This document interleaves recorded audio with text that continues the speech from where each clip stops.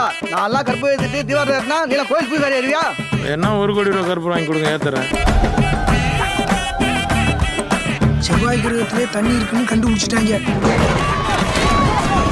எங்க ஊர்ல இன்னும் கிடைக்கல. பேசாம ஒரு மணி எழுதி கொடுத்துருவோமா? இதுக்கு படம் படிக்கிறதுக்கா?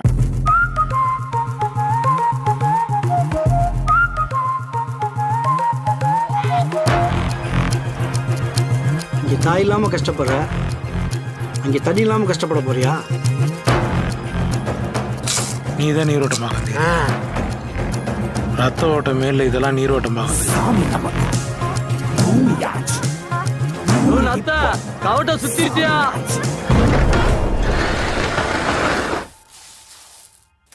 என்ன இது? அது தெரியாம தானப்பா நின்றுட்டு இருக்கு.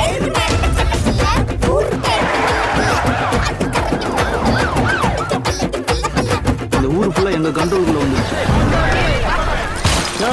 யார் இடத்த யார் ஆக்கிரமிக்கிறது? அரசாங்கத்தை எதிர்த்துட்டு நம்மளால எதுவும் செய்ய முடியுமா?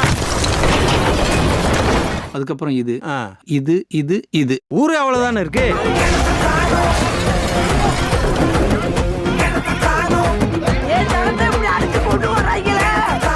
பணத்தை வாங்கிட்டு போறதை விட வேற என்னடா அருகதை இருக்கு உங்களுக்கு?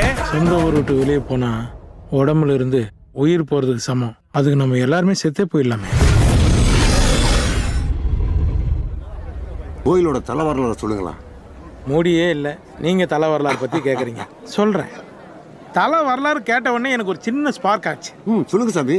வரலாறுல நம்ம நடிச்சிருக்காங்க.